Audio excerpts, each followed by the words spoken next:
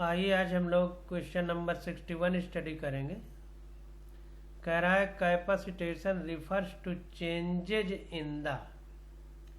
तो अभी हमने पिछले लेक्चर में इसी के ऊपर क्वेश्चन पढ़ा था कि कैपेसिटेशन क्या है। इसके ऊपर ही एक क्वेश्चन आया था, उसमें हमने पढ़ा था। तो कैपेसिटेशन के बारे में हमने आपको बताया था कि जो क्रोमोसोम होता है, वो स्पर्म होता है हमारा शुक्राणु, उसके आगे जो ये हेड होता है पूरा, तो इसमें देखिए जो ये पार्ट है इसके आगे एक क्रोमोसोम होता है। तो जैसे हम सिर पे अपने हेड पे कैप लगाते हैं, तो वैसे ये देखिए कैप जैसे ऊपर लगा हुआ है। तो कैपेसिटेशन का मतलब होता है कि ये क्रोमोसोम एक हार्मोन निकालता है, लिटिक हार्मोन, जो ऊपर वाली जो लेयर है जोना पेलुसिडा ओवम के ऊपर, उसको गला देता है और स्पर्म को प्रवेश करने में हेल्प करता है। वो लिटिक हार्मोन गाल्गी बॉडी इसमें पाए जाते हैं, वहां से निकलता है। तो क्रोमोसोम स्पर्म को ओवम के अंदर प्रवेश करने का जो ये आसान तरीका अपनाया जाता है, इस पूरी प्रक्रिया को कैपेसिटेशन बोलते हैं। तो देखिए क्वेश्चन में पूछ रहा है कि capacitation refers to the change in the sperm before fertilisation. तो निषेचन की प्रक्रिया के पहले शुक्राणु में जो परिवर्तन होता है उसको कैपेसिटेशन कहते हैं। परिवर्तन क्यों होता है? ताकि जोना पेलुसिडा जो ओवम की बाहरी लेयर है उसको तोड़ करके शुक्राणु अंडाणु में प्रवेश कर सके और निषेचन सहज हो सके। तो 61 नंबर का सॉल्यूशन देखते हैं। 61 का सी विकल्प देखिए करेक्ट है। इसके सॉल्यूशन में डिटेल नहीं दिया गया क्योंकि हम लोग पीछे पढ़ चुके हैं। अब 62 नंबर क्वेश्चन देखते हैं। कह रहा है in our society women are blamed for producing female children. हमारा जो समाज है उसमें ये ब्लेम किया जाता है, आरोप लगाया जाता है कि जो औरतें हैं वो बच्ची को जन्म देती हैं, फीमेल चिल्ड्रन को। Choose the correct answer for the sex determination in humans. हमको लिंग निर्धारण जो मनुष्यों में होता है उसके लिए सही विकल्प चूज करना है। तो हमने आपको बताया था कि जो फीमेल के क्रोमोसोम होते हैं, सेक्स क्रोमोसोम, वो XX होते हैं, मेल के XY होते हैं। अगर XX मिलते हैं तो फीमेल चाइल्ड होता है और XY मिलते हैं तो मेल चाइल्ड होता है। तो चूंकि फीमेल में दोनों XX हैं, अतः निश्चित है कि अगर मेल का X जाएगा फीमेल के X के साथ तो लड़की होगी, मेल का Y जाएगा फीमेल के X के साथ तो XY होगा और यह लड़का होगा। तो X और Y भेजने वाला कौन है? हम लोग हैं, स्पर्म, यानी नर पुरुष। तो जाहिर सी बात है कि दोष किसका है? पुरुष का। फिर भी आरोप किस पे लगाया जाता है? महिला पे। तो देखिए बी विकल्प में दिया है due to the genetic makeup of the particular sperm which fertilises the egg. जो जेनेटिक मेकअप है स्पर्म का यानी शुक्राणु का, उसमें X या Y हो सकता है, वही अंडे को फर्टिलाइज करता है। तो जिम्मेदारी पुरुष की है, महिला की नहीं। तो 62 का बी विकल्प हमारा करेक्ट हो जाएगा। इसको देख लेते हैं। तो देखिए 62 का बी विकल्प हमारा करेक्ट है। सारी कहानी हमने आपको बता दी है, इसलिए इसमें अपना समय बर्बाद नहीं करना है और 63 नंबर क्वेश्चन पे आना है। तो 63 नंबर क्वेश्चन देखिए हमारा क्या कह रहा है। कह रहा है identify the human developmental stage shows as well as the related right place of its occurrence in a normal pregnant women and select the right option for the two together. तो कह रहा है identify the human developmental stage. ये जो figure बनाया गया है, इस फिगर को देख करके हमें ये बताना है कि ये जब महिला के पेट में बच्चा रहता है तो उस समय कौन सी स्टेज है ये जो दिखाई गई है चित्र में। As well at the related right place of its occurrence in a normal pregnant women. और हमको ये भी बताना है कि सामान्य गर्भवती महिला के पेट में ये कौन सी अवस्था है और कहाँ पाई जाती है। And select the right option for the two together. और ये जो विकल्प यहाँ नीचे दिए गए हैं, एक में डेवलपमेंटल स्टेज और दूसरे में साइट ऑफ ऑकरेंस, तो इसको हमको बताना है। तो हमने देखिए फिगर देखा था एनसीईआरटी में, तो इस तरह का फिगर क्या था, ब्लास्टोसिस्ट थी। इसको और डिटेल में एनसीईआरटी में देख लेते हैं। पहले इसका आंसर देखते हैं। तो इसका आंसर सी होना चाहिए। और ब्लास्टोसिस्ट स्टेज में इम्ब्रियो या भ्रूण हमारा गर्भाशय की दीवार जिसको एंडोमेट्रियम कहते थे उसमें इम्प्लांट होता था, यानी चिपकता था।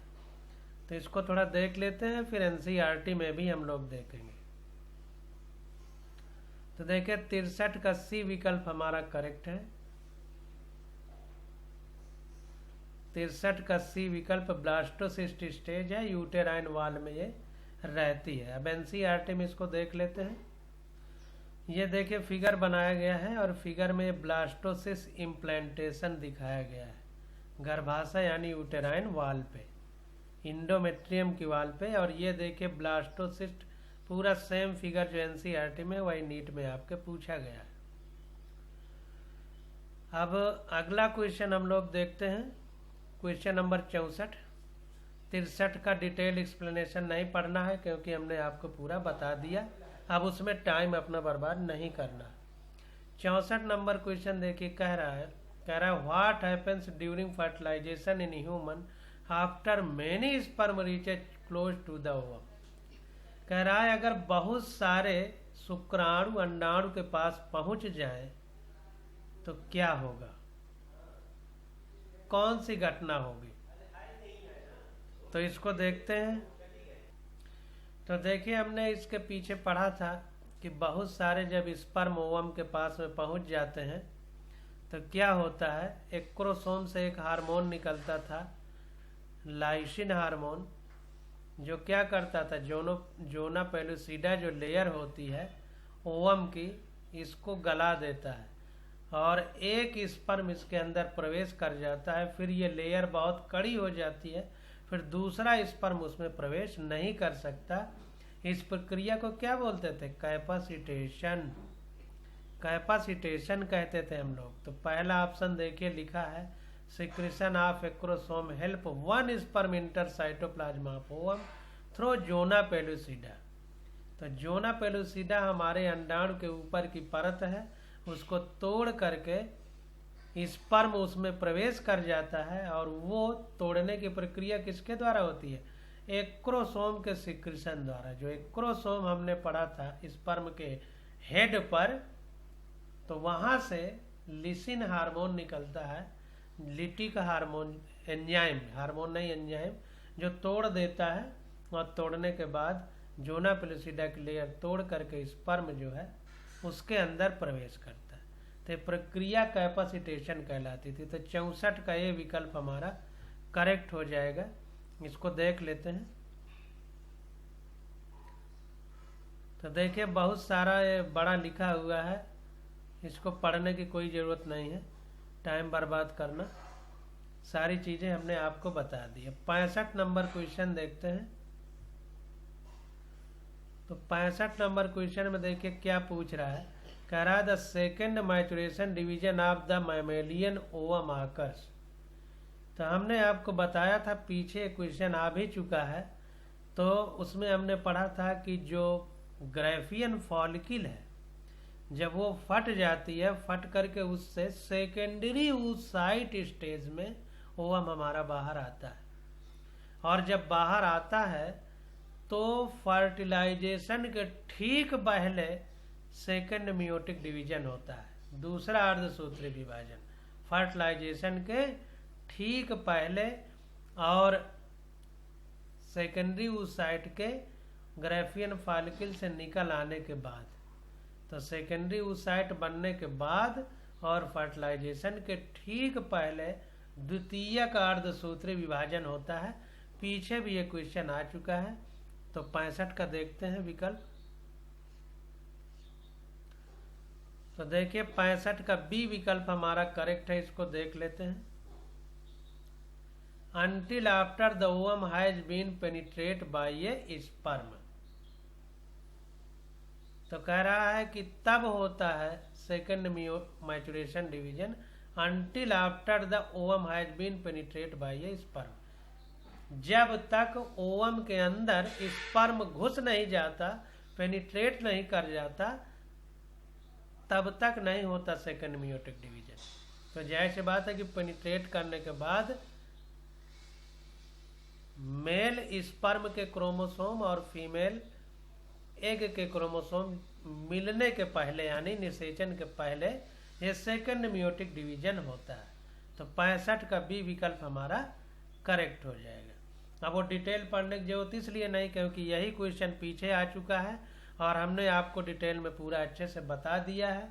तो तमाम लिखावट में अपना समय न बर्बाद करके अच्छे से रिवीजन करने का प्रयास करना है, क्योंकि जो चीज़ बार बार पढ़ चुके हैं उसमें अपना समय बर्बाद ना हो। 66 नंबर क्वेश्चन देखते हैं। कह रहा है which one of the following statement about morula in human is correct. Morula के बाद ब्लास्टुला स्टेज आती है जिसमें अंदर कैविटी बन जाती है और उसको ब्लास्टोसिस्ट कहते हैं। इसी ब्लास्टोसिस्ट स्टेज में यूटेराइन वाल की इंडोमेट्रियम में हमारे एम्ब्रियो का इम्प्लांटेशन होता है। तो इसको देखते हैं मारूला स्टेज को। तो देखिए मारूला स्टेज के बारे में लिखा है कि it has almost equal quantity of cytoplasm as well as an uncleavage zygote but much more DNA. इसमें क्या होता है, इक्वल क्वांटिटी में आपका साइटोप्लाज्म होता है और अनक्लीवेज जाइगोट होता है। यानी बिना क्लीवेज मतलब बहुत सारी सेल टूट जाना। तो बिना टूटी हुई सेल होती हैं, बहुत सारा इसमें जो साइटोप्लाज्म होता है और इक्वल क्वांटिटी में होता है, लगभग बराबर मात्रा में। बट मच मोर डीएनए, लेकिन डीएनए कुछ ज़्यादा मात्रा में पाया जाता है। तो मारूला स्टेज के बारे में एनसीईआरटी में ज़्यादा डिटेल नहीं लिखा गया है, इसलिए इस क्वेश्चन का डिटेल भी हम ज़्यादा नहीं पढ़ेंगे। 66 का सॉल्यूशन देख लेते हैं। 66 का ए विकल्प हमारा करेक्ट है। तो कह रहा है morula is an embryo as an early stage of embryonic development. तो मारूला ब्लास्टुला फिर गैस्टुला ऐसे स्टेज आती हैं। तो मारूला ब्लास्टुला के पहले की स्टेज है, इसलिए अर्ली स्टेज कह रहा है। Consisting of cell called blastomeres. इसमें जो सेल होती हैं उनको ब्लास्टोमियर कहते हैं। It is in a solid ball content within the zona pellucida. ये एक सॉलिड बॉल की तरह होती है, गेंद की तरह, जिसमें जोना पेलुसिडा पाई जाती है। कह रहा है the morula is produced by embryonic cleavage. जो मारूला है ये एम्ब्रियो में डिवीजन की वजह से बनती है। The rapid division of the zygote. Zygote में बहुत ज़्यादा डिवीजन होता है और जिसको एम्ब्रियोनिक क्लीवेज कह सकते हैं। आप देखिए इसके बारे में ज़्यादा डिटेल नहीं पढ़ना, क्योंकि जो एनसीईआरटी है उसमें ज़्यादा डिटेल नहीं दिया गया। तो 66 के विकल्प हमारा करेक्ट हो जाएगा। अब 67 नंबर क्वेश्चन देखते हैं। कह रहा है in human female the blastocyst. अब देखिए ब्लास्टोसिस्ट ही इम्प्लांट होती है एम्ब्रियो यूटेराइन वाल में, यानी इंडोमेट्रियम वाल में। तो इसके बारे में थोड़ा समझना जरूरी है। तो देखिए 67 का डी विकल्प हमारा करेक्ट है। कह रहा है gets implanted in endometrium by the trophoblast cell. तो ट्रोफोब्लास्ट सेल जो होती हैं उनके द्वारा इंडोमेट्रियम की दीवार में, जो गर्भाशय की दीवार होती है, उसमें ये चिपकता है, यानी इम्प्लांटेड होता है ब्लास्टोसिस्ट। इसको हम बहुत अच्छे से एनसीईआरटी में फिगर देख चुके हैं, एक बार फिर देख लेते हैं। ये देखिए ब्लास्टोसिस्ट इम्प्लांटेशन यहाँ पर दिखाया गया है।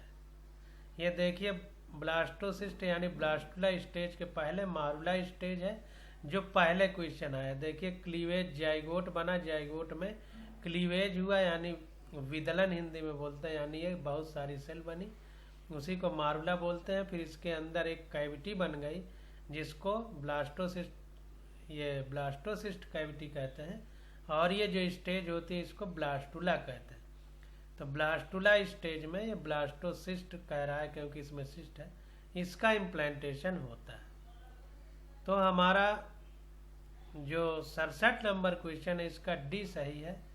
Blastocyst get implanted in endometrium by the trophoblast cell. Trophoblast cell की सहायता से ये इम्प्लांट करती है। इसका सॉल्यूशन देख लेते हैं।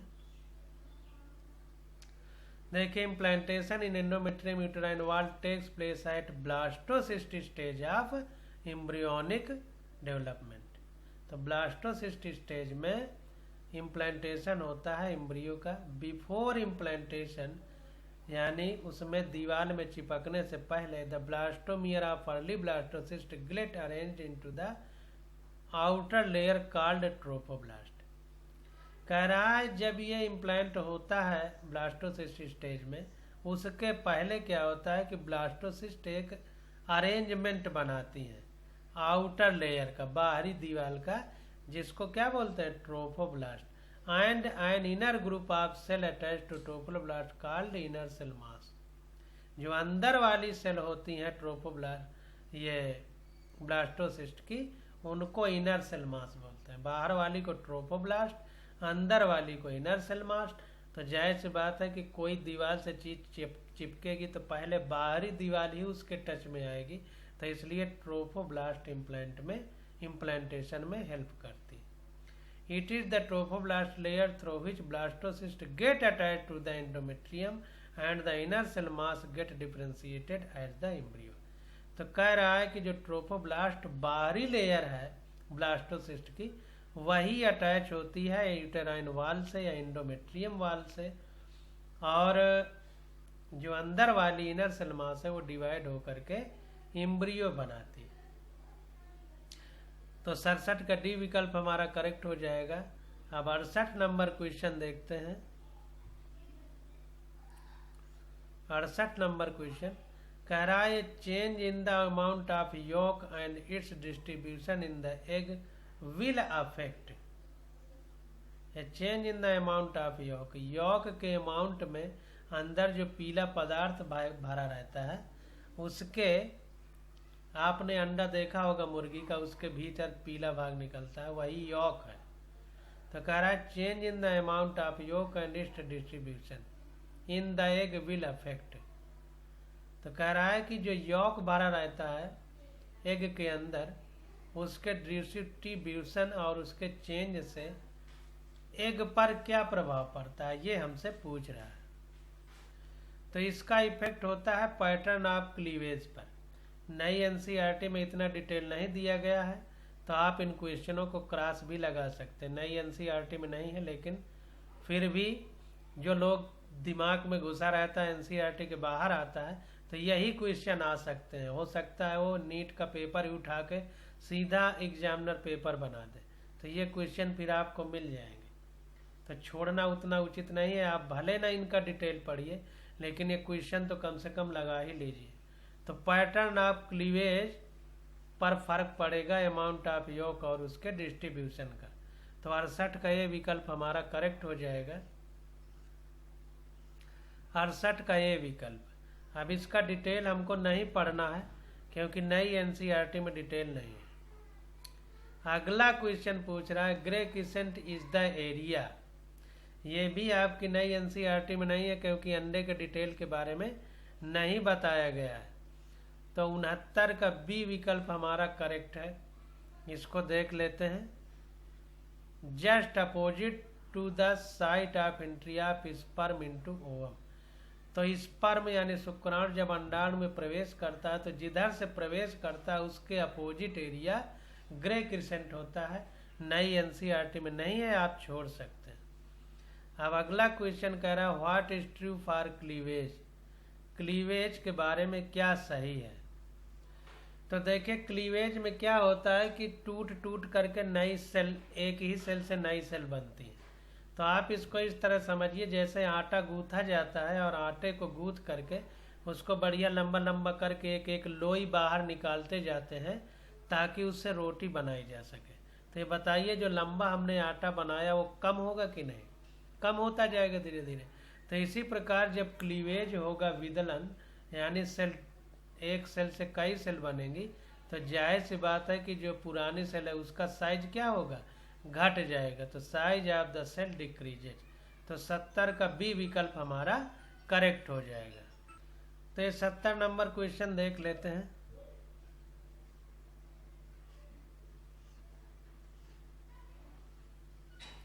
सत्तर का बी विकल्प हमारा करेक्ट है। अब इसका ज़्यादा डिटेल नहीं पढ़ना है क्योंकि एनसीईआरटी में डिटेल हमको नहीं दिया गया है। अब अगला क्वेश्चन देखते हैं 71 नंबर। देखिए ये क्वेश्चन भी एनसीईआरटी में नहीं है। Blastopore is the pore of archenteron. Archenteron, तो इसके बारे में भी हमें ज़्यादा ध्यान नहीं देना है। 71 नंबर क्वेश्चन, ये सब एनसीईआरटी से अब बाहर आ गए, ये पुरानी एनसीईआरटी में थे। Archenteron is known as the primitive gut that form during gastrulation in the developmenting blastula. तो हो सकता है जब डेवलपमेंट, एम्ब्रियोनिक डेवलपमेंट चैप्टर आगे हम पढ़ें तो वहाँ दिया हो तो थोड़ा थोड़ा बातें इसकी हम लोगों को पढ़ लेना है। तो आर्केंटेरॉन एक गट होती है यानी कैविटी होती है जो गैस्ट्रुलेशन के दौरान बनती है जब ब्लास्टुला का डेवलपमेंट होता है। It develops into the digestive track of an animal. इससे आहार नाल बनती है, डाइजेस्टिव सिस्टम बनता है, पाचन तंत्र बनता है। The open end of the archenteron is called blastopore. जो खुलने वाला इंड होता है आर्केंटेरॉन गुहा का उसको क्या बोलते हैं? ब्लास्टोपोर। तो 71 का ये विकल्प हमारा सही होगा। अब 72 नंबर क्वेश्चन देखते हैं। अब 72 नंबर क्वेश्चन देखिए। कैरा fertilizin is a chemical substance produced from. तो फर्टिलिजिन जो है ये मैच्योर एग से निकलता है, प्रोड्यूस किया जाता है मैच्योर एग से। तो 72 का सी विकल्प हमारा करेक्ट है। ये सब क्वेश्चन इस चैप्टर में नहीं है। अब नई एनसीईआरटी बदल चुकी है तो ये चीज़ें हटा दी गई हैं। तो जो नीट के बच्चे अब जो इस साल पेपर देंगे उसमें ये क्वेश्चन नहीं पूछे जाएंगे। हो सकता है आगे एम्ब्रियोनिक डेवलपमेंट चैप्टर हो एनसीईआरटी में, उसमें ये क्वेश्चन दिए गए हों तो फिर हम उसको देखेंगे, इसलिए हम डिटेल में जा कर के मोटी मोटी बात बता दे रहे हैं। तो देखिए जो मैच्योर एग है जिसको ओवम कहते हैं, secrete a chemical name fertilizin composed of glycoprotein, monosaccharides and amino acid. अब आगे पढ़ने की कोई ज़रूरत नहीं है, बस इतना ध्यान रखिए कि फर्टिलिजिन मैच्योर एग से निकलता है। 73 नंबर क्वेश्चन देखिए। करा in human being the egg are. ये सब आपसे नहीं पूछा जाएगा, जो भी तैयारी कर रहे हैं बच्चे ये सब छोड़ सकते हैं। तो पूछ रहा है कि आदमी जो होता है उसमें जो एग होता है, अंडा, वो किस प्रकार का होता है। तो बहुत सारे टाइप के अंडे होते हैं। अब आपको वो चीज़ जानने की ज़रूरत नहीं है, चूँकि ये क्वेश्चन आ गया है तो इसको बता दे रहे हैं। बाकी बच्चे इसको छोड़ सकते हैं, कोई ज़रूरत नहीं है सब पढ़ने की। यही सब इम्पॉर्टेंट है। सबसे ज़्यादा क्या पढ़ना है, उससे ज़्यादा क्या छोड़ना है, ये जरूरी है। तो in human being the egg are alecithal. Alecithal egg होता है, that is they do not contain yolk. Yolk यानी पीला वाला भाग इसमें नहीं पाया जाता, इसलिए ए का मतलब एब्सेंट, लेसाइथल। तो आदमी का जो अंडा होता है वो एलेसाइथल होता है। 73 का बी विकल्प हमारा करेक्ट हो जाएगा। तो 73 का बी विकल्प ह्यूमन में एलेसाइथल एग पाया जाता है। अब आपसे नहीं पूछा जाएगा। In an egg the type of cleavage is determined by. एक अंडे में जो क्लीवेज यानी विदलन यानी सेल में टूटने का जो प्रक्रिया होती है उसको कौन डिटरमाइन करता है, ये पूछा जा रहा है। पीछे भी ये क्वेश्चन हमसे पूछा जा चुका है। तो 74 का ये विकल्प सही है, the amount and distribution of York. तो यॉक के अमाउंट और डिस्ट्रीब्यूशन के आधार पर यह निर्धारित होता है कि अंडे में किस तरह से क्लीवेज यानी विदलन होगा या टूटेंगे सेल। तो 74 का बी विकल्प हमारा करेक्ट है। अब 75 नंबर क्वेश्चन देखते हैं। कह रहा है what is true about cleavage in the fertilize egg in humans. What is true about cleavage in the fertilize egg in human. तो आदमी में जो क्लीवेज होता है फर्टिलाइज एग का, यानी फर्टिलाइज एग में जो सेलों का टूटना, जैसे एम्ब्रियो में भ्रूण में हमने देखा, तो उसके लिए कौन सा 4 विकल्पों में से सही है, ये पूछा जा रहा है। पूछा नहीं जाएगा आपसे नीट में। तो 75 का ये विकल्प हमारा करेक्ट है।